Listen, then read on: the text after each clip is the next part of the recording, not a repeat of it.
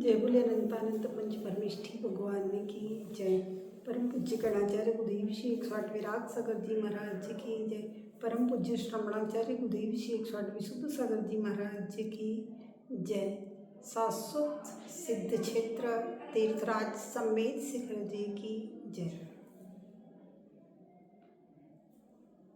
भव्यात्माओं, 10 लक्षण धर्म का तीसरा दिन, उत्तम शौच धर्म का दिन। देख रहे हैं हम, सबसे पहले क्रोध को त्याग करके क्षमा को आत्मसात किया था। दूसरे लक्षण 10 लक्षण धर्म में अहंकार का त्याग करके मार्दव धर्म को आत्मसात किया था। तीसरे दिन छल कपट माया के लिए जो माया की जाती है उसका त्याग करके आर्जव धर्म को आत्मसात किया था। और आज जिसको कहा जाता है लोभ पाप का बाप बखाना। हाँ, कहते हैं क्रोध से प्रीति का नाश होता है, मान से विनय का नाश होता है और मायाचारी से मित्रता का नाश होता है, लेकिन लोभ से सब कुछ विनाश हो जाया करता है। क्रोध अंधा होता है, मान बहरा होता है, माया जिह्वा रहित होती है, लेकिन लोभ नकटा होता है। क्रोधी व्यक्ति को जब क्रोध आता है तो उसको अच्छा बुरा कुछ भी दिखाई नहीं देता है, वह एकदम अंधा हो जाता है। क्रोध इंसान को अंधा बना देगा। मान जब अहंकार के शिखर पर व्यक्ति होता है तब न वह मित्रों की हितकारी बात सुनता है, न माता पिता की हितकारी बात शिक्षा को सुनता है, और तो और अपने गुरु की बात को भी नहीं सुनता है, उनका भी अपमान कर दिया करता है। और मायाचारी अब भी कुछ कहेगा, फिर कुछ कहेगा, फिर कुछ कहेगा, फिर कुछ कहेगा। जिह्वा रहित है, उसकी बात का कोई वैल्यू ही नहीं है, उसकी बात का कोई विश्वास ही नहीं है, उसका बात का कोई भरोसा ही नहीं है। मायाचारी जिह्वा रहित है, लेकिन लोभी, उसके अंदर तो न इज्जत का ख्याल है, न सम्मान का ख्याल है, न पिता की बात का ख्याल है। लोभी नकटा होता है, लोभी की कोई इज्जत और सम्मान नहीं हुआ करता है। तो इस प्रकार से लोभ पाप का बाप। क्रोध से जितना नुकसान होता है, मान से जितना नुकसान होता है, माया से जितना नुकसान होता है, इन सब को मिला करके लोभ से सबसे ज्यादा नुकसान होता है। लोभ पांचों पापों को बस में करने वाला है और लोभ पांचों पापों को उत्पन्न करने वाला है। धन संपत्ति के लिए जितनी हिंसाएं होती हैं उतनी हिंसाएं किसी दूसरी चीज के लिए नहीं होती। धन संपत्ति के लिए जितना झूठ बोला जाता है उतना झूठ किसी दूसरी चीज के लिए नहीं बोला जाता। चोरी तो साक्षात धन के लिए ही की जाती है, और धन संपत्ति के लिए भी अब्रह्म का सेवन किया जाता है, और परिग्रह तो अपने आप में पाप है ही। और आप देखिए, लोभी व्यक्ति की जहाँ पूर्ति नहीं होती है वहाँ क्रोध उत्पन्न हो जाता है, और लोभी व्यक्ति के लोभ की पूर्ति हो जाती है वहीं अहंकार पैदा हो जाता है। और लोभी व्यक्ति अपने लोभ लालच की पूर्ति के लिए, धन की पूर्ति के लिए छल कपट और मायाचारी, जितने भी नकली सामान बेचे जाते हैं, जितने भी बड़े बड़े कांड हुआ करते हैं, हवाला कांड और कौन कौन से कांड, सारे लोभ के वशीभूत होकर के हुआ करते हैं। आप लोग न्यूज सुनते हैं, न्यूज़पेपर पढ़ते हैं। अब देखिए न्यूज़पेपर के अंदर क्या है। मात्र क्रोध के दुष्परिणाम, अहंकार के दुष्परिणाम, छल कपट के दुष्परिणाम, और लोभ के दुष्परिणामों से भरा हुआ वह न्यूज़पेपर हुआ करता है। वह लोभ नकली दवाइयाँ बिचवाएगा, वह लोभ शरीर के पार्टों को भी निकाल निकाल करके वह डॉक्टर बेच दिया करता है। वह लोभ किसी स्त्री से वेश्यावृत्ति करवाता है। वह लोभ कोई पुरुष अपनी माँ बहन को भी बेचने के लिए तत्पर हो जाता है। लोभ में किसी को भी बेचने में कुछ भी करने के लिए तत्पर हो जाता है। वह लोभ खाद्य सामग्रियों में मिलावट करवाएगा। वह लोभ सौंदर्य प्रसाधनों में मिलावट करवाएगा।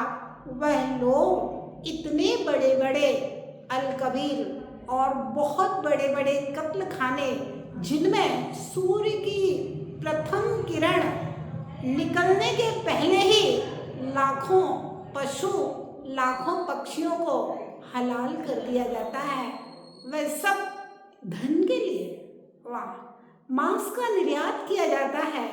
जिस देश से घी और दूध का निर्यात किया जाता था, जिस देश से अहिंसा और अपरिग्रह जैसे, सत्य जैसे महाव्रतों का निर्यात हुआ करता था, वहाँ पर मांस का निर्यात करके देश का कर्जा उतारा जा रहा है। ये सब लोभ की वृत्तियाँ, कहीं ना कहीं लोभ इसके पीछे है, कहीं ना कहीं लालच इसके पीछे है।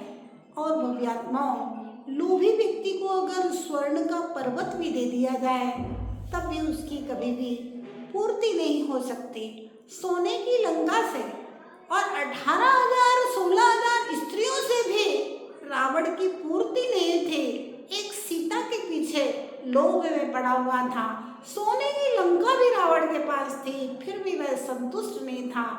लोभी के लिए कुछ भी दे दीजिए। 3 लोक भी अगर लोभी के लिए दे दिए जाएं तो उसके लिए 3 लोक एक परमाणु के बराबर है। आचार्य भगवान गुणभद्र स्वामी ने आत्मानुशासन ग्रंथ में लिखा है कि अगर एक इंसान को 3 लोक दे दिए जाएं तो वो 3 लोक उसके लिए एक तिनके के समान है। और संसार में अनंत प्राणी हैं, किन किन की पूर्ति कर सकते हैं। 3 लोक की संपत्ति जब एक व्यक्ति की पूर्ति नहीं कर सकती, फिर इतने सारे लोगों की पूर्ति करने के लिए कहाँ से संपत्ति आए, कहाँ से वस्तुएं आए। और वो आत्माओं, अगर संतोष रूपी धन है, देख लीजिए उन महामुनिराज को कुछ भी नहीं चाहिए। एक टाइम आहार मुद्रा को लेकर के निकलते हैं। श्रावक ने पूरे नवदा भक्ति से पड़गान करके अंजलि बनाए, पात्र भी नहीं चाहिए। मुनि महाराज ना सोने के पात्र रखते हैं, ना चांदी के पात्र रखते हैं, ना पीतल के पात्र रखते हैं, ना स्टील के पात्र रखते हैं। वे पानी पात्र, कर पात्री, पदयात्री पैरों से चला करते हैं वे महामुनिराज। संतोष धन। और कहाँ है उन महामुनि से सुखी इस संसार में कोई दूसरा नहीं है।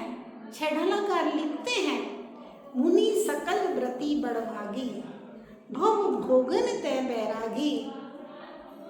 वही भाग्यशाली है इस दुनिया में जो भव भोगों से बैरागी, इसके अंदर संतोष आ गया है, कुछ भी नहीं चाहिए है। मात्र शरीर को चलाने के रूखा सूखा जो श्रावक ने हाथ में दे दिया, बस वही खा करके अपने स्थान पर आकर के अपने ज्ञान ध्यान तप में तल्लीन रहते हैं। संसार में उन महामुनिराज से बढ़कर के कोई भी व्यक्ति सुखी नहीं है, संपन्न नहीं है। कहाँ है चाह गई चिंता मिटी, मनुआ बेपरवाह। चाह गई चिंता मिटी, मनुआ बेपरवाह। जिनको कुछ नहीं चाहिए वे शाहन के शाह, सम्राटों के सम्राट, महासम्राट तो वे हैं। सम्राट को राजा कहा जाता है, उन्हीं मुनि महाराज को राजाओं का राजा महाराज कहा जाता है, महाराजा कहा जाता है। तो वो व्यक्ति लोभ हमारे मन की पवित्रता को नष्ट कर देता है। और आज का दिन उत्तम शौच धर्म का दिन, स्नान करने के शरीर की पवित्रता का दिन नहीं है। आत्मा के अंदर जो लोभ वृत्ति के कारण से, लालच वृत्ति के कारण से, धन संपत्ति की संग्रह वृत्ति के कारण से जो क्रोध पैदा हुआ है, जो अहंकार पैदा हुआ है, जो छल पैदा हुआ है, हिंसा, झूठ, चोरी, कुशील, परिग्रह, पांचों पापों के जो भाव पैदा हुए हैं, उन सबको दूर करने के लिए, मन को पवित्र बनाने के लिए, वह लोभ का, लालच का, 5 पापों के त्याग के लिए उत्तम शुचिता, मन की पवित्रता कैसे हो, वह उत्तम शौच धर्म है। गोधन, गजधन, राजधन और रतन धन जान, जब आवे संतोष धन, सब धन धूल समान। गोधन हो, राजधन हो, संपत्ति हो, रत्न हो, लेकिन जब संतोष रूपी धन मेरे हृदय में आ जाता है, सब धन धूल समान, सारे धन धूल। कोटि 18 घोड़े छोड़े, 84 लाख हाथी, इतनी सारी संपत्ति, 18 करोड़ घोड़े, 84 लाख हाथी, 96,000 रानियां, 6 खंड का साम्राज्य, जहां पर 32,000 मुकुटबद्ध राजा जिनको प्रणाम करते हैं, ऐसा वैसा चक्रवर्ती जीर्ण तृण सम त्यागी, संपूर्ण संपत्ति को जीर्ण तृण, क्या कहते हैं जीर्ण तृण? हाँ, तृण कहते हैं घास को। अब कहते हैं अगर घास हरी है तो भी बिकती है बाजार में, पशुओं के खाने के काम आ जाती है। घास अगर सूखी है तब भी वह चटाई बनाने के काम में, डलिया बनाने के काम में आ जाएगी, वो भी बिक जाएगी। जीर्ण तृण किसे कहते हैं?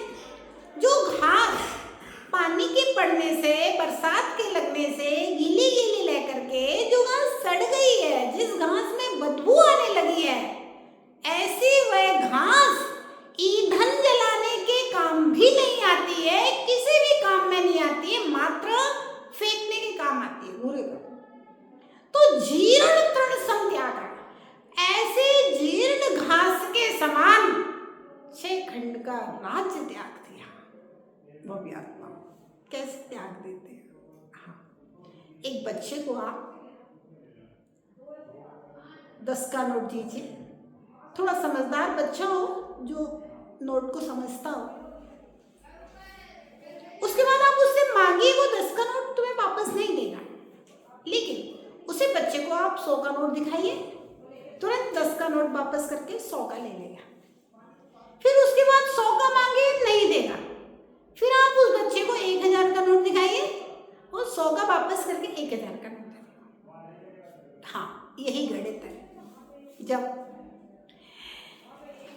तत्व ज्ञान प्रस्फुटित होता है, उस समय लगता है जितनी भी बाहरी वस्तुएं हैं, इन सारी वस्तुओं का मेरी आत्मा के सुख से कोई संबंध नहीं, और ये सारी वस्तुएं सिर्फ पाप संग्रह का कारण है।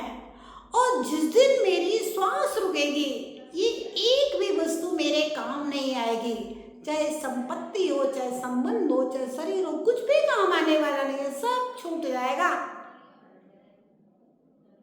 और जो शाश्वत है, मेरी आत्मा का अनंत ज्ञान, दर्शन, सुख और शक्ति रूप धन है, मुझे वह प्राप्त करना है। और जब मुझे अंतरंग के धन को प्राप्त करना है, तो बहिरंग के धन का त्याग करके मुझे अंतरंग की आत्म वैभव की प्राप्ति के लिए पूरा समय, पूरा काल संतोष के साथ में गुजारेंगे, उस पर ध्यान देंगे, उसकी उपासना करेंगे अंतरंग धन की। क्योंकि अभी तक तो मैं बाहरी धन की उपासना करता रहा, क्योंकि मुझे लगा कि बाहरी वैभव में, धन संपत्ति में, इंद्रियों में ये सुख है, जबकि ये सब दुख के कारण है। और जब मुझे लगा कि नहीं, ये बाहरी संपत्ति से ज़्यादा, बहुत ज़्यादा कीमती मेरे लिए धर्म रूपी संपत्ति है, रत्नत्रय रूपी संपत्ति है, भगवान की भक्ति और गुरु की सेवा रूपी संपत्ति ये बाह्य संपत्ति से ज़्यादा कीमती है, उस समय बाहरी संपत्ति को छोड़ देता है और आत्म संपत्ति की प्राप्ति के लिए जिनेंद्र भक्ति और गुरु सेवा में जुट जाता है और अंत में वैराग्य को प्राप्त करके मुनि बन के निर्वाण को प्राप्त कर लिया करता है। तो भव्यात्माओं, आज का यह उत्तम शौच धर्म श्रमणों का धर्म है और वे श्रमण सब कुछ छोड़ करके मुनि बन करके मन को पवित्र करके कहा है, मुनि मनसम निर्मल नीर प्रासुक गंधवरा। मुनि का मन नीर जैसे क्षीर सागर का नीर एकदम निर्मल होता है, ऐसे ही मुनियों का मन होता है। उत्तम शौच धर्म को धारण करके निर्मल मन को बना करके आत्म कल्याण में लग जाना है। आप लोग गृहस्थ हैं, चूंकि मुनि नहीं है, मुनि बनने के भाव भी नहीं है। जब बनोगे तब बनोगे, कोई बात नहीं। भव्यात्माओं, आपके लिए उत्तम शौच धर्म इतना ही है, कमाओ, कमाने में कोई बुराई नहीं है, लाभ होना चाहिए।